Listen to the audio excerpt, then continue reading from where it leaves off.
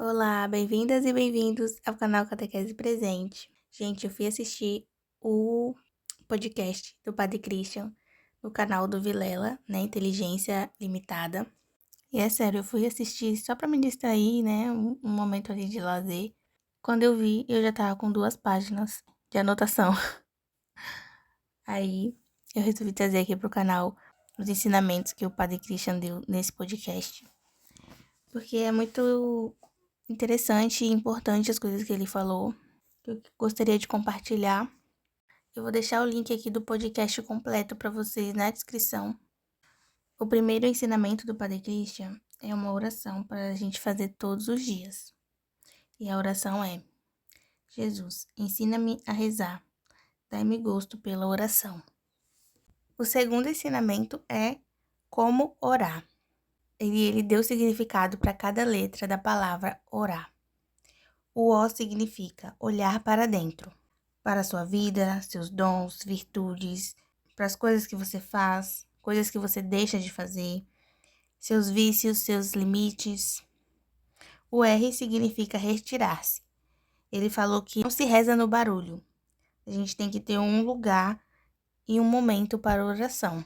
E lá no podcast ele deu um exemplo, né, de uma pessoa que não tinha tempo para orar, e porque ele nunca estava sozinho, ele sempre estava rodeado de pessoas. Então ele descobriu uma forma inusitada, né, de orar quando estivesse sozinho, e o momento que ele estava sozinho é um momento bem engraçado. Então eu vou deixar aqui a curiosidade para vocês ir lá assistir o podcast. O A significa agradecer sempre. Ele falaram que a gente tem que fazer uma oração positiva, mesmo que a gente esteja em momentos ruins, difíceis, de sofrimento. Nossa oração precisa ter positividade, né? Por exemplo, ele dá um exemplo quando a pessoa está doente. Então, a doença pode estar ensinando algo para aquela pessoa. Aquele sofrimento pode ser fonte de algum ensinamento para nós. Então, a gente tem que sempre agradecer.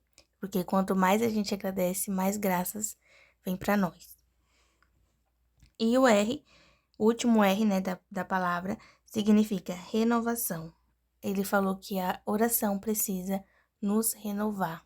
A gente tem que sair da oração renovado, com energia, com mais força, com mais sede de Deus, enfim. O terceiro ensinamento é 3 coisas que são inúteis e que nos impede de receber a graça que nós pedimos na oração. A primeira forma de rezar que é inútil é rezar de qualquer jeito e desatento. Ele falou que a pessoa que reza desatento, que reza de qualquer jeito, não recebe a graça que pede. A segunda forma inútil de rezar é pedindo coisas más, coisas ruins. Porque uma graça não pode ser uma desgraça pro outro. Então, se você tá pedindo algo que pode levar à desgraça do outro, às vezes não é nem culpa sua, né? Que você tá pedindo algo que não é bom para o outro. Às vezes é bom para você, mas não vai ser bom para o outro. Então, essa graça também não é atendida. E eu tenho um exemplo na minha vida sobre isso. É um assunto pessoal, claro, mas eu pedia por algo, para que algo acontecesse na minha vida, só que esse algo iria fazer mal a outras pessoas que estão ligadas a mim. Então, esse meu pedido não aconteceu.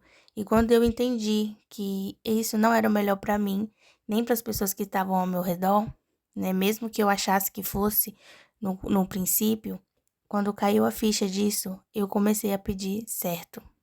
E Deus me ouviu. Então, às vezes a gente tem que pensar melhor. Às vezes o pedido que a gente faz pra gente vai afetar a vida dos outros e vai trazer tristeza para os outros. Então, esse pedido nunca é atendido. E eu sou prova viva disso. A terceira oração inútil é pedir sendo má. Pessoas maldosas que rezam, elas não são abençoadas. Ele fala que pessoas malvadas não recebem a graça que pedem. Por exemplo, Eu vou dar um exemplo que eu acredito que seja um exemplo bom. Uma pessoa que faz mal para alguém, consciente de que as atitudes dela estão fazendo mal para aquela pessoa.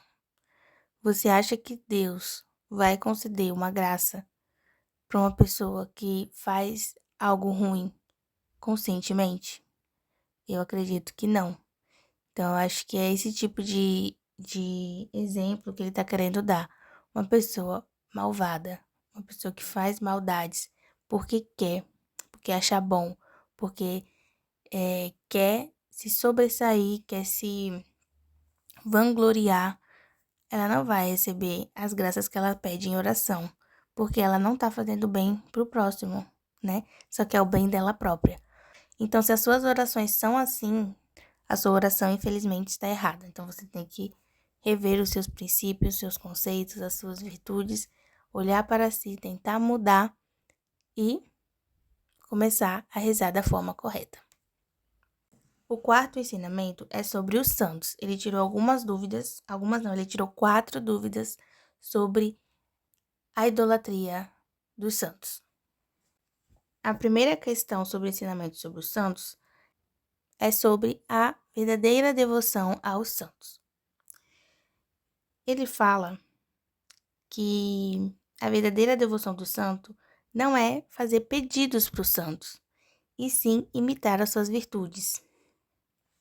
Ou seja, ser devoto de um santo é estudar a vida dos santos, conhecer a vida do santo e buscar seguir as virtudes, né? Porque eles são heróis da fé e eles servem para nos mostrar o caminho para chegar à santidade. Então, eles são guias. Eles não. Lógico que ele disse que não é errado pedir coisas para os santos, mas a verdadeira devoção dos santos é conhecer a história do santo e tentar seguir as virtudes do santo, do seu santo de devoção. A segunda questão sobre os santos é a novena que a gente faz para os santos. A novena, né, são 9 dias de oração criados por Jesus, né? Jesus que instituiu isso antes do Pentecostes, para seus discípulos e discípulas à espera da vinda do Espírito Santo. Então, é um ensinamento de Jesus que a igreja adaptou para vários outros temas, né? Inclusive o dos santos. Tem vários tipos de novenas. Inclusive, eu acho que eu vou fazer um vídeo sobre isso, falando sobre os tipos de novenas. Mas a novenas, especificamente para os santos, são 9 dias de orações com temas de espiritualidade para que a gente olhe para a vida dos santos, para suas virtudes, para suas fraquezas e para nos tocar, né? Para que nós queiramos também nos tornar santos como eles, para servir de inspiração, de motivação. Esse é o objetivo da novena para os santos. O terceiro ensinamento sobre os santos é procissão para santos. Ele explicou a liturgia da procissão e eu vou resumir aqui. E assim, muitas pessoas acham que a procissão com os santos é idolatria, mas não é. Primeiro que, se para ser idolatria, o santo teria que ir na frente e a gente indo atrás, né? Seguindo o santo. E a liturgia da procissão não acontece dessa forma. Quem vai na frente é a cruz de Cristo e 2 tochas, que ele explica que as tochas têm o significado. Uma significa a fé e a outra a razão. Nós vamos atrás da cruz, demonstrando que somos a igreja caminhante, que estamos caminhando, né, atrás de Jesus, seguindo Jesus. E o santo vai atrás, simbolizando aquele que caminhou conosco e caminha para a nossa santidade.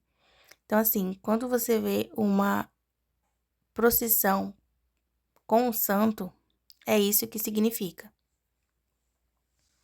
E não que a gente está idolatrando o santo, que a gente está ali pelo santo. Não é nada disso. Não é idolatria. E o quarto ensinamento sobre os santos é: só existe o santo por causa de Cristo. E ele explica: se não existisse Jesus Cristo, não teria o sentido dos santos, porque os santos apontam o caminho para Cristo. E aí ele faz uma metáfora, né?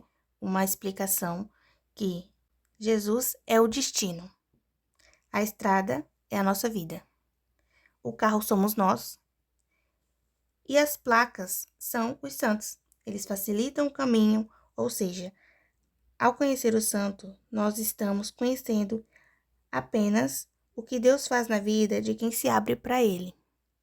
Bom, gente, são esses ensinamentos que o Padre Christian deu no podcast com Vilela. Não tem como assistir nada do Padre Christian sem anotar, porque ele sempre ensina muito e eu sempre tenho vontade de anotar, gente. Acho que isso é um pouco universal de quem acompanha o Padre Christian, né? Tem o caderninho ele sempre anotando os ensinamentos que ele dá, as catequeses que ele ensina. E é isso, para entender melhor, completo, assista o podcast completo.